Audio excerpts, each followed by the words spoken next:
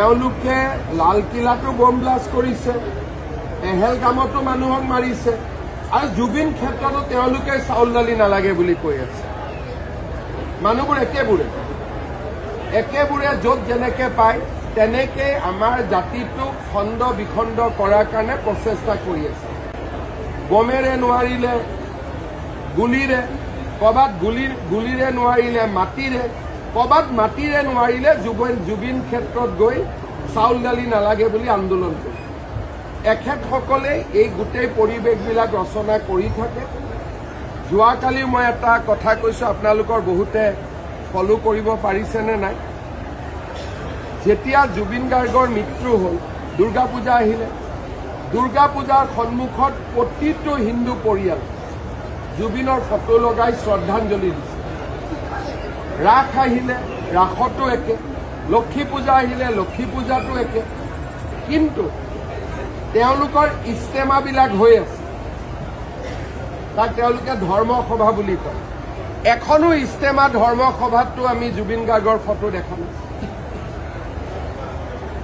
তাৰ মানে অসমীয়া মানুহে এটা কথা বুজি পাব লাগিব যে সন্দেহযুক্ত মানুহে জুবিনক জীয়াই নাৰাখে, জুবিনক অসমীয়াইহে জীয়াই ৰাখিব লাগিব। চাউল দালি নালাগে বুলি কোৱা মানুহে জুবিনক জীয়াই নাৰাখে। আৰু এই যিসকলে ছ'চিয়েল মিডিয়াত বম ব্লাষ্টক আদৰণি জনাইছে, তেওঁলোকক চৰকাৰে গ্ৰেপ্তাৰ কৰিব, তেওঁলোকৰ লিংকবিলাক চাব। কাৰোবাৰ যদি লিংক বাংলাদেশৰ লগত পাওঁ বা অসমৰ বাহিৰৰ কোনোবা এনেকুৱা ধৰণৰ ব্যক্তিৰ লগত পাওঁ, তেতিয়াহ'লেতো আমি আৰু টাফ একশ্যন ল'ম। এতিয়া বহুতে ভয়তে ডিলিট কৰি আছে, কিন্তু ডিলিট কৰিলেও স্ক্ৰীনশ্বটবিলাক আমাৰ লগত আছে, আৰু আমি এইটো ক্ষেত্ৰত যথেষ্ট কঠোৰ ব্যৱস্থা আমি হাতত ল'ম।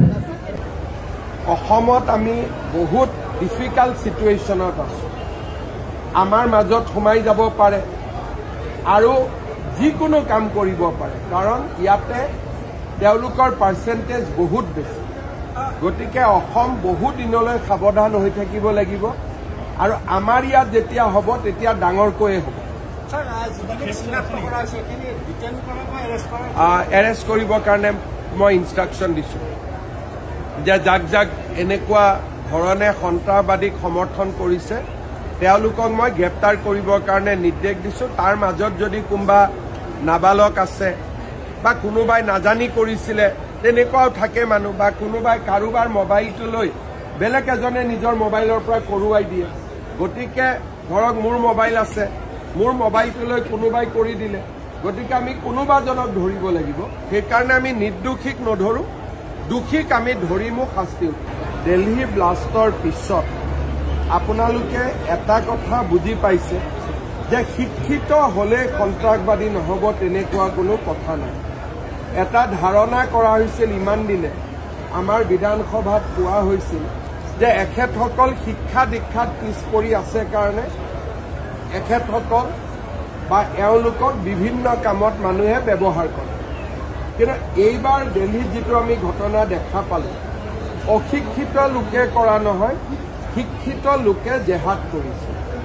আৰু শিক্ষিত লোকে জেহাদ কৰাৰ পিছত তাক গৰিহণা দিয়াৰ পৰিৱৰ্তে অসমৰ এচাম লোকে ফেচবুকত স্মাইলি, থামছ আপ, ভাল হৈছে, বিভিন্ন ধৰণৰ মতামত দি আমাৰ ইয়াৰ পৰিৱেশটো বিভিন্ন ধৰণে অৱনতি কৰিবৰ বাবে চেষ্টা কৰিছে।